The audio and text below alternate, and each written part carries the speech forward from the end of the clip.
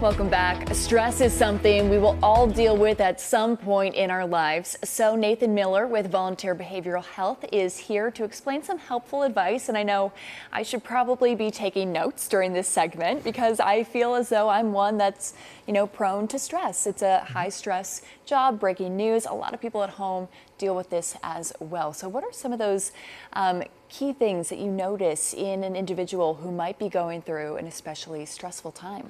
Well, during stressful times, people react differently, but sometimes you may see people exhibit anger or irritability, sometimes a sense of not really caring about things, feeling overwhelmed, changes in appetite and sleep patterns, as well as sometimes just, feeling mentally burnt, which is like an empty feeling or an exhausted feeling.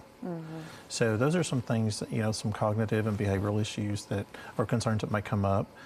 Sometimes, it's even more than that. It can become physical issues, gastrointestinal issues and those type of things, headaches, backaches, body aches.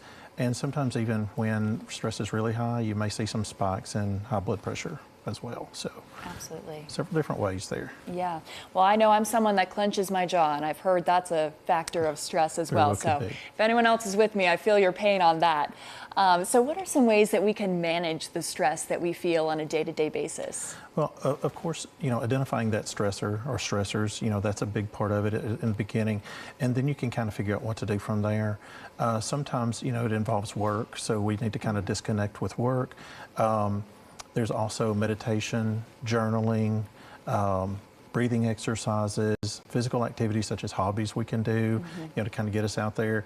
The one thing we don't want to see in folks is the use of alcohol or increase the use of alcohol and stuff and substances as a coping mechanism. That's not a good thing. But if nothing else, if those fail to work, always seek out professional help. That's the thing about it. Remember, you can try it on your own and see what happens first. A lot of times that works. Disconnecting is a good way. Limiting your screen time, because we do see a lot of news. A lot of times we do take in a lot of things that are true and some aren't true, from the internet. So, those type of things are good. And it could seem overwhelming at first. There is a lot you can do to manage your stress, but what is something that you have seen work time and time again, maybe a first step that people can take to really get started on their journey? I think that first step is just identifying it and then trying to figure out how to handle it. And the identification part is sometimes the most stressful part, because that could be family, that could be job, that could be financial, and sometimes there's nothing we can really do about that situation. We just have to manage it the best way we can. And those type of things that, like I said, with the meditation and the journaling is a really good way. Finding somebody that's very supportive, a family member or friend or even a clergy, is good for that as well.